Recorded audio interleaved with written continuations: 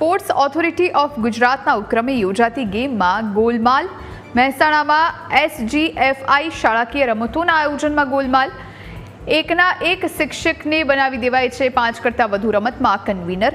રમતના આયોજનના કારણે કન્વીનરોને મળે છે રજાનો દાખલો.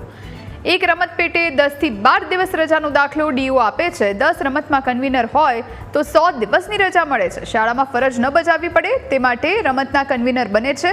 છેલ્લા 10 વર્ષથી એકના એક શિક્ષકોને સોંપી દેવાઈ અલગ અલગ રમત. જિલ્લાની 240 માધ્યમિક શાળામાં 240 વ્યાયામ શિક્ષકો ફરજ બજાવે છે. ફરજ બજાવતા હોવા છતાં માત્ર 13 કે 14 પસંદગીના શિક્ષકો જ બને છે કન્વીનર. જિલ્લા રમતગમત અધિકારીએ કહ્યું, આ શિક્ષકો રમતના જાણકાર છે. ઓથોરિટી ઓફ ગુજરાત દ્વારા શાળામાં અભ્યાસ કરતા બાળકોમાં ખેલ કૌશલ્યનો વિકાસ થાય તે માટે દર વર્ષે SGFI એટલે કે શાળાકીય રમતોનું આયોજન કરવામાં આવે છે.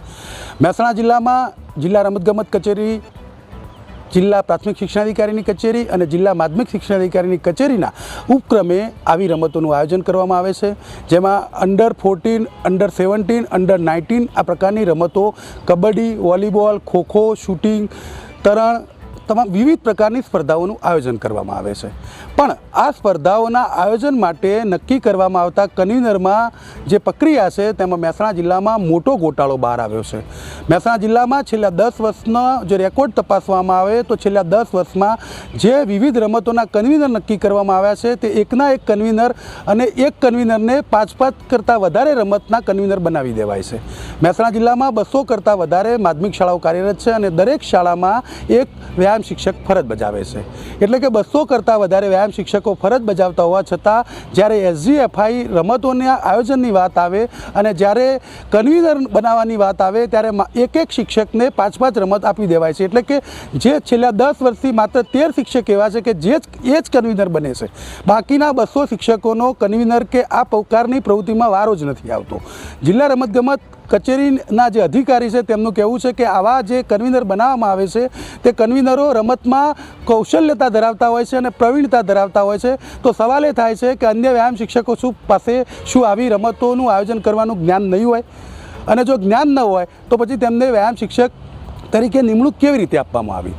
પરંતુ અહીં ચોંકાવનારી વિગત એ સામે આવી છે કે આ કન્વીનર બનવા પાછળ અને કન્વીનર એકના એક વ્યક્તિને, એકના એક શિક્ષકને કન્વીનર બનાવવા પાછળ સમગ્ર ખેલ છે, રજાઓનો ખેલ છે. એક રમત પાછળ ઓછામાં ઓછી 10 થી 12 દિવસની એક શિક્ષકને રજા આપવામાં આવે છે.